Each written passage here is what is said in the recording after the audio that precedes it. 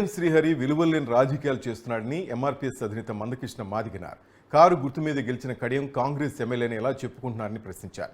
గతంలో రేవంత్ రెడ్డి పార్టీ మారిన వాళ్ళ రాళ్లతో కొట్టండి అన్నాడని, ఇప్పుడు అదే రేవంత్ రెడ్డి ఇతర పార్టీల ఎమ్మెల్యేలను ఎలా చేర్చుకుంటాడని ప్రశ్నించారు.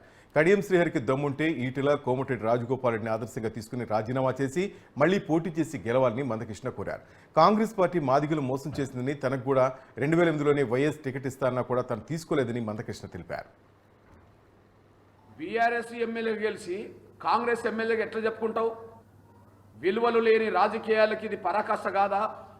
ఒక ఎమ్మెల్యే పదవికి ఒక పార్టీలో గెలిచి ఎమ్మెల్యే పదవికి రాజీనామా చేయకుండా ఇంకొక పార్టీలో చేరితే రాళ్లతో కొట్టి చంపండి అనే మాట అంటున్నప్పుడు పిచ్చి కుక్కలను ఎట్లయితే కొట్టి చంపుతారో ఆ విధంగా ఒక పార్టీలో గెలిచి ఇంకో పార్టీలో చేరుతున్నప్పుడు పిచ్చి కుక్కల్లాగా చంపండి అని కూడా రేవంత్ రెడ్డి గారు మాట్లాడిండు.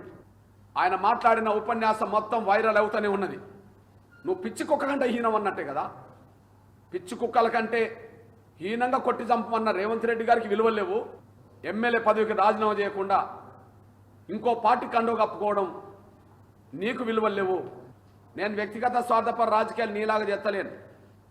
అందరూ బాగుపడాలనుకునేటోని నేను, అందులో మీరు కూడా బాగుపడాలంటోనే. వార్డు మెంబర్ నుంచి కేంద్ర మంత్రుల దాకా ఎంఆర్పీఎస్ పనిచేసిన వాళ్ళు ఎదిగినరు.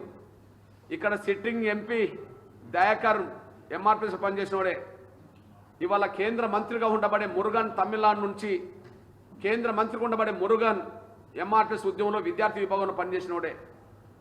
అంటే ఎంఆర్పీఎస్లో పనిచేసే వాళ్ళు ఏ పార్టీలన్నా ఎదుగుతుంటే మేము గర్వంగా స్వీకరిస్తాం, వాళ్ళని ప్రోత్సహిస్తాం. కానీ నువ్వు పక్కోళ్ళు ఎదుగుతుంటే జీర్ణించుకోలేవు, వాళ్ళ ఎదుగుదలను నువ్వు అడ్డుకుంటావు. నీ చరిత్ర నీచమైన చరిత్ర, నీ చరిత్ర విలువలేని చరిత్ర, నీ చరిత్ర విధానాలు లేని చరిత్ర. నీ కోసం, నీ కుటుంబం కోసమే నువ్వు రాజకీయాలు చేస్తున్నట్టుగా కనిపించింది తప్ప ప్రజల కోసం, సమాజం కోసం కాదనేసి కూడా మేము స్పష్టం చేస్తున్నాం.